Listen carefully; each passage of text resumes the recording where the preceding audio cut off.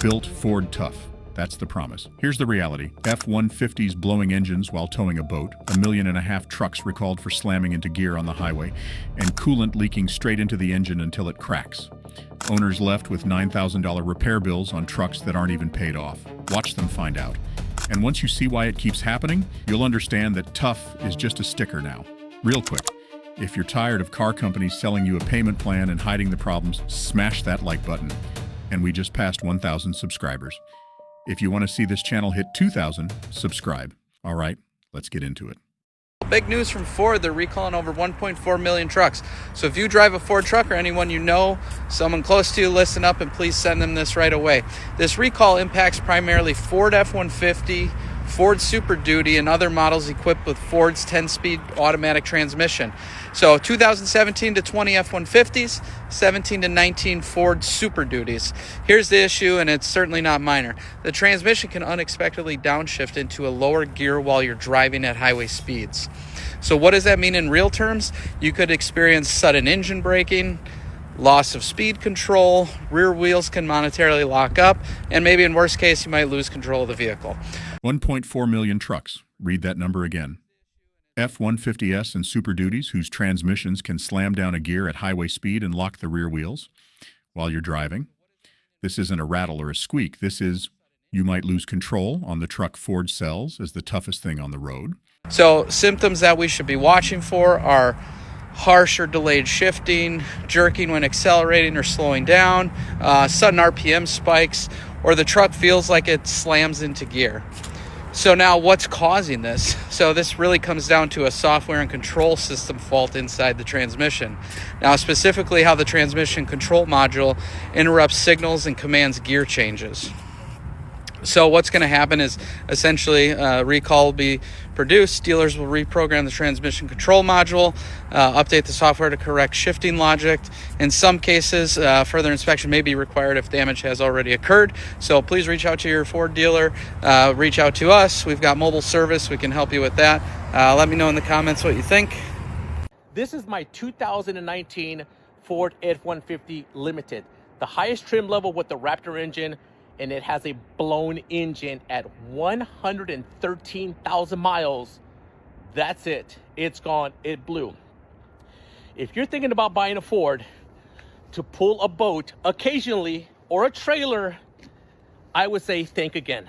My boat weighs about 4,000 pounds, maybe a little bit over, fully loaded. It's a heavy boat.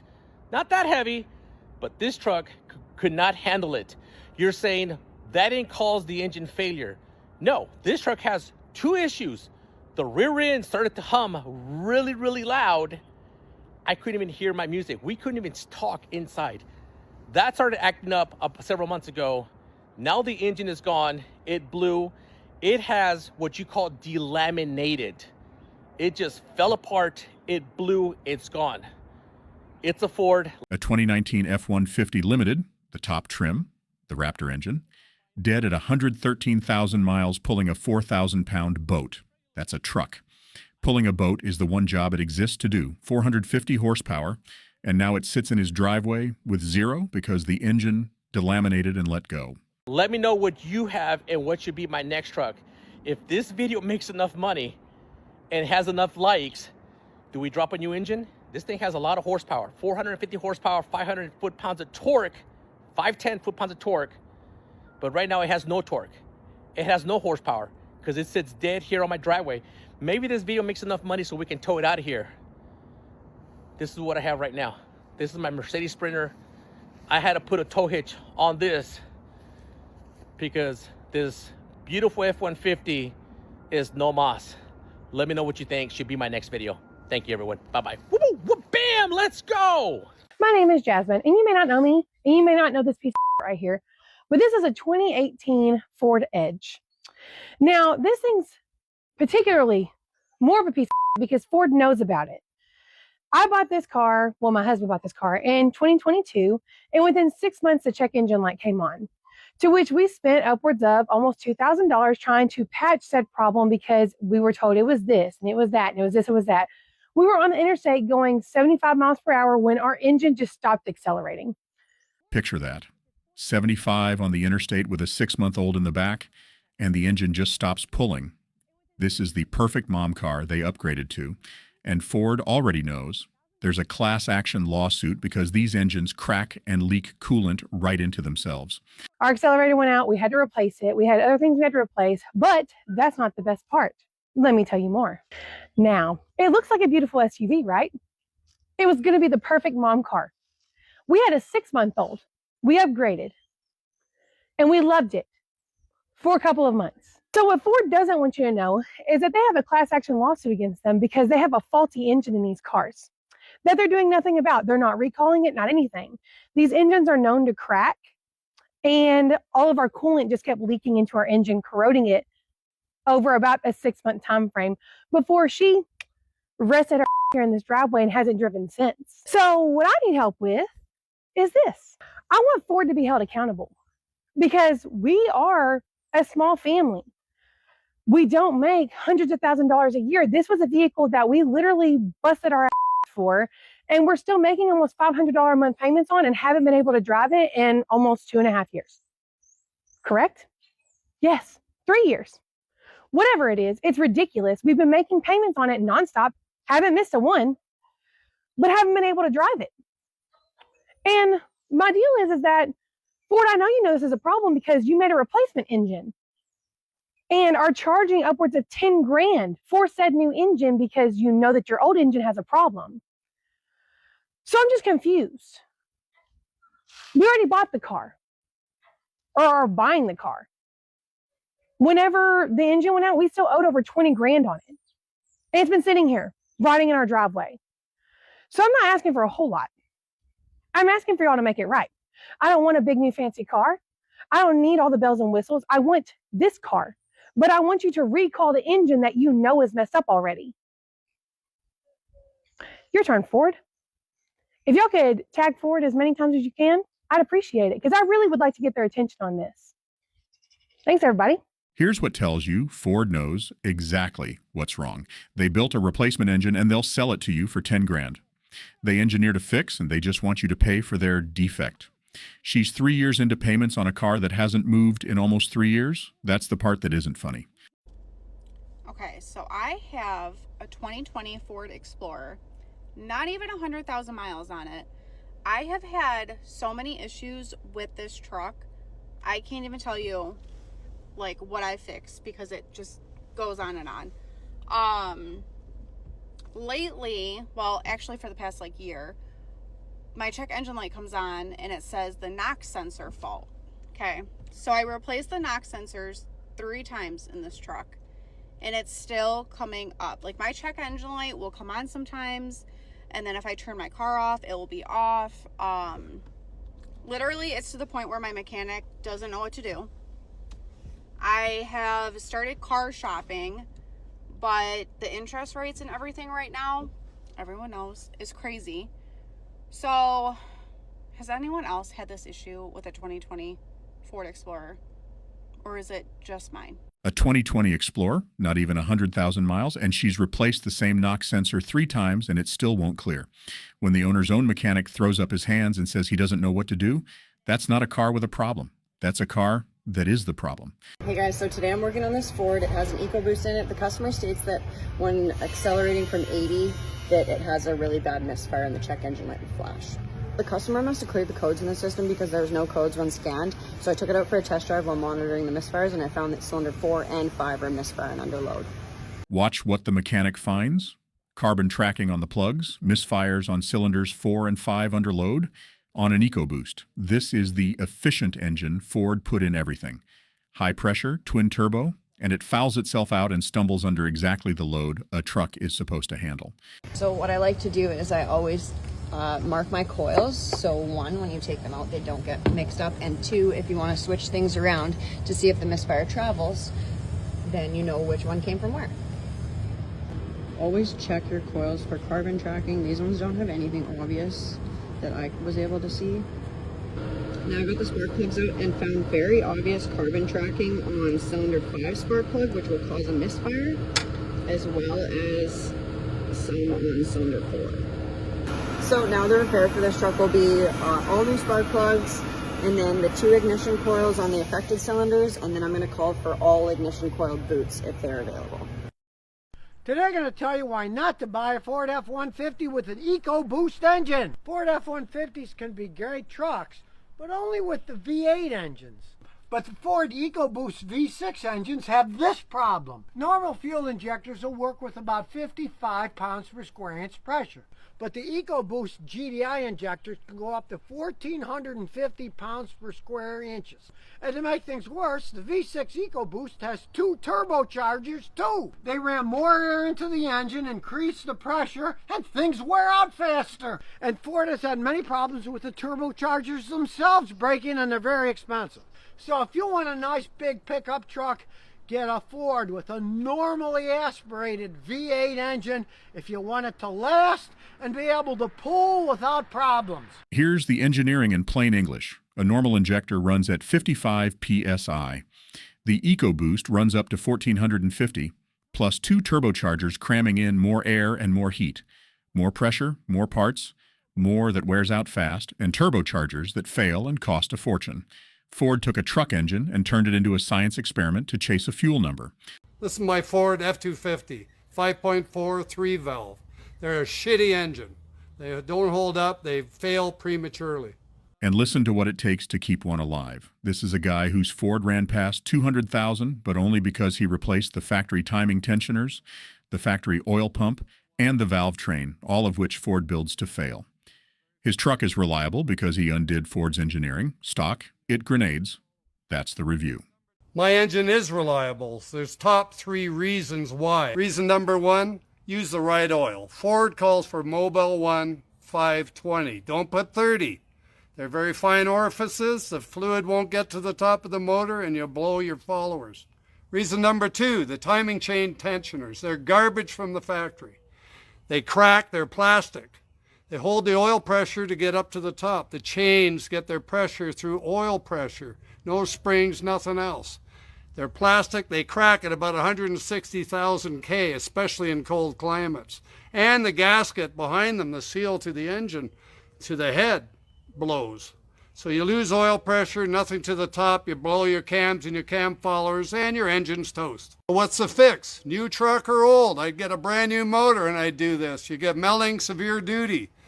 Tensioners, they're cast. They don't blow out the gaskets, the seals underneath, the sealer, plus they don't crack because they're cast iron, and they're spring-loaded to hold tension on the chain. So you don't skip your chain and blow the motor. The melting doesn't even have a gasket. It's machined, so they fit perfect. No failure. Number 3, the original factory oil pump is known to fail prematurely, plus it doesn't put enough pressure to get it up to the roller rockers, the oil pressure. So not just a leaking stupid tensioner, you also got poor oil pressure to the top of the motor. So put a high flow oil pump, any good manufacturer. You'll save your motor. Here's a bonus number 4 for those who stuck around. If you got lousy tensioners, low oil pump pressure, the wrong oil in it, you can almost guarantee your rocker rollers and the valve train are already sticking. So buy new ones. You got it all open? Put new ones in for what it's worth and do the job right. Mine's past 200,000 K. I haven't even replaced phasers. Let me know how your truck did. Whatever you do, do not buy a Ford, and let me tell you right now, I have learned my lesson twice over. I bought my car in 2020, and that's the year that it came out. I've had nothing but problems, and it had maybe 4 or 5 miles on it from test drives. I have an entire book full of the issues that I've taken this in for. I've had numerous things replaced, and I also just had it with them in August, and they kept it for about a month almost. Weren't going to give me a rental car first, saying they didn't know if it was under warranty, which when they give you a rental car, they don't tell you that you still have to pay the tax and the license fee and all that shit. So it's not a free rental. I had to diagnose it. It takes weeks for them to diagnose, to even see what the problem is before they'll even do anything. So I was without a car for that long. When it's been sitting for a while and you put it into reverse, you put it into park, put it drive, whatever, the whole car jolts forward a huge amount. And then when you're with your air on and you're driving at an idle, my car shakes. Bought new in 2020 with 5 miles on it, and she's got an entire book of documented problems, and the whole car jolts hard shifting into gear, shakes at idle. New off the lot, and it's already a repair log with wheels. So I took this in, again, I have it documented so they can totally see that I've been taking this in numerous times now. I have other documents saying the same thing. Kept my car, they worked on it, They replaced several things supposedly in the transmission, and they also said there was a problem with something with the gas or the fuel or whatever. So they replaced something there as well that I paid for the part of the rental car as well, which apparently they don't do. I just called again because I'm having the same problems, and I asked to speak to a manager, so they gave me a customer relations person. His name is Tom, and Tom told me in the most lackadaisical, did not give a shit tone, yeah, okay, well, why are you waiting so long to tell somebody? I said, I did tell somebody, service advisor Jacob, back and let him know it's still doing this, and he never called me back. What am I supposed to do? Call all the time? I work all day. I am like so busy. He could give two shits less. And I said, well, who can I talk to above you then? Because I need to figure this out. I paid money to get this done. I've taken it in numerous times with my book here full of crap. And he literally just said, yeah, you can just call customer service. And then when he goes to hang up, he goes, good luck. I get this voicemail, and I'm going to insert it here. He must have like thought about what he did and decided to call me back. This is insane, you guys. I've taken it in numerous places over the years. Other things on this have gone wrong. At 1,000 miles in, I had a fuel issue. The light actually came on for that. I took it in and they had to replace something at 1,000 miles in. And you know what they told me? That's just some cars. That's just how they're made. Sometimes things break. 1,000 miles in? Freeze on what the dealer told her. Something broke at 1,000 miles, and Ford's official answer was, that's just how some cars are made. That's not an apology, and that's a company telling you to your face that braking immediately is normal, and you should get used to it. You guys, I really don't know what to do anymore. I don't know. I'm at my wit's end because I spent money on this car, brand new, that isn't going to last me. And now I have issues where I take it in to be fixed and I pay for it and it's still not fixed. What do you suggest I do? Because honestly, I'm getting nowhere. If you were thinking about buying a Bronco, here's why you shouldn't. Well, first things first, the amount of times that I've had water all over the place because my roof is leaking, it's a good enough reason to not want one. Because I paid $200 for them to check it out and they told me, oh, we didn't find a leak. Well, looks like there's water there to me. And then also, it leaks from up in the middle. A brand new Bronco that leaks water all over the inside. And when she paid $200 to have Ford check it, they told her they couldn't find a leak. It's raining inside her truck, and the dealer's official finding is no leak. You can't fix what they refuse to see. So, 11 months ago, I purchased a car from Ford. I went in, bawling my eyes out. I was in a Nissan Rogue that was falling apart, and it was unsafe to be in a car with kids. I have a 5-year-old daughter, and at the time, I was nannying for my niece, who was 1, and she was with me 24/7. Willow was at school, but my niece was with me. So at the time, it was unsafe. I went to a Ford dealership because that's what my fiance's father recommended, because he worked there at the time, and bawled my eyes out. Needed something. I needed something safe to be able to get me to be able to bring my kids back and forth from school, you know, grocery shopping, errands, whatever. I have never not had a car in my entire, I'm about to be 30, in my entire time that I've had a license since I was 18. I've never not had a car. Now, I do not have a car. It has been 11 months since I purchased a 2020 Kia Soul from Ford. And the engine's bad. I started having problems like probably a month ago, and they told me it was like a crankshaft, camshaft sensor. It was easy to fix, no problem. So, you know, I took a little time to get the money together and then had a mobile mechanic come out and fix that. That wasn't the problem. And then I finally had it to a shop that I trust, and they told me that the engine's completely dead, gone. You can't, it's no salvaging it. This one's rough. She walked into a Ford dealership in tears, just needing something safe for her kids, and they sold her a car whose engine was completely dead 11 months later. $15,000 still owed, $400 a month on a car sitting in the driveway, and now the salesman's gone, and nobody at Ford will pick up the phone. That's who you're trusting with $50,000. So now I'm sitting with a loan because I've only had the car for 11 months. And I owe, stop baby, I owe $15,000 on a car that I can't use. And I'm paying $394 a month, again, for a car that I can't use. It's sitting in my driveway.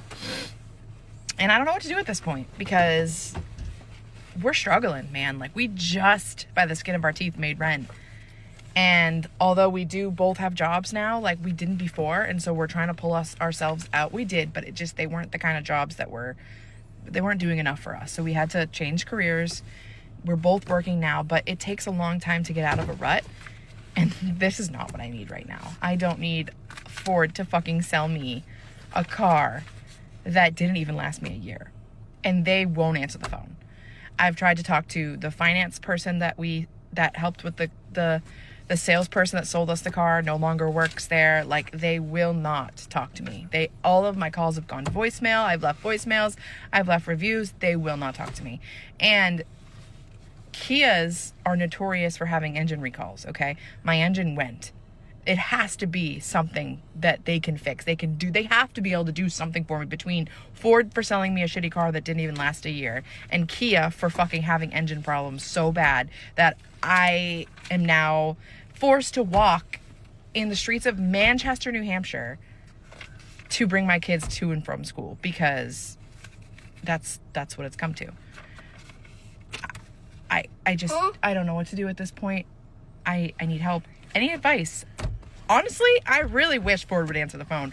Ford or Kia, if you're watching this, you need to do something, because this is ridiculous. Like, I am a young girl who went needing help, and you guys put me in an unreliable car that didn't even last for a year, and now you won't answer the phone. Like, be any more shady? Could you be any more shady? I don't even know. Thanks for coming to my TED Talk. This is my 2001 7.3 F-250, the 7.3 Power Stroke, that is. Today I had to drive my car to work, and my dad had to drive me home yesterday because it left me stranded. It cranks fine, but it's not starting, and check out the RPMs. The RPMs are not moving, so that signals to me that maybe it's the crank position sensor. I'm kind of firing the parts can in here because I don't want to tow the truck shop and pay $150. So if the truck doesn't get the signal from the crankshaft position sensor, it's not going to fire the injectors, and I'm hoping that's what's going on here. I went to Ford this morning and got this sensor. I swear, this sensor used to be like $150, and now it's only $46. He did give me a little bit of a discount here, but I had the old body style F-250, and I had the same situation with the no start, but crank and no start, and it was this sensor. So cross our fingers. Hopefully it's that again. Pop the hood here. So it should be at the front of the engine. Let's see here. I had to go and get myself a little paint bucket because this truck's too tall to see easily. But if you look down there, there is the sensor. And it should be a 10 millimeter because of course it is. And let's go ahead and start wrenching and get it out. Okay guys, I was able to get my wrench down here, and let me tell you, that biddy was tight.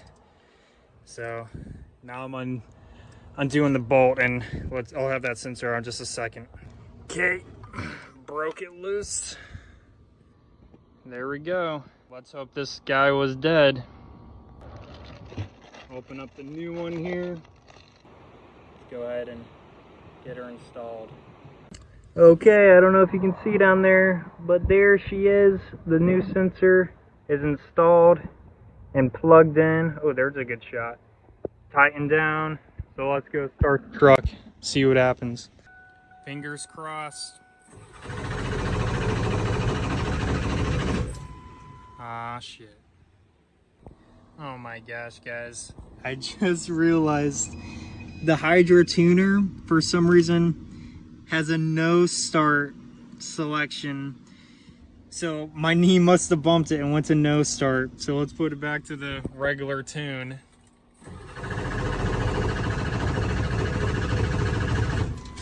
And here's the contrast that says everything. A 20-year-old 7.3 diesel Ford, the ones built before all this, and the breakdown turns out to be a $46 sensor he fixes in his driveway. It wasn't even that. His knee bumped the tuner. That's what a Ford used to be. The old ones you fix with a wrench, the new ones you fix with a loan. So here's the bottom line. The badge on the tailgate says tough, but the repair bill says otherwise. The old ones you fixed with a wrench, the new ones you fix with a loan. If you've got one of those older trucks that still runs, hang on to it. Tell me in the comments, what's the most a Ford has ever cost you to fix? Subscribe, because the next brand is one you'll want to see.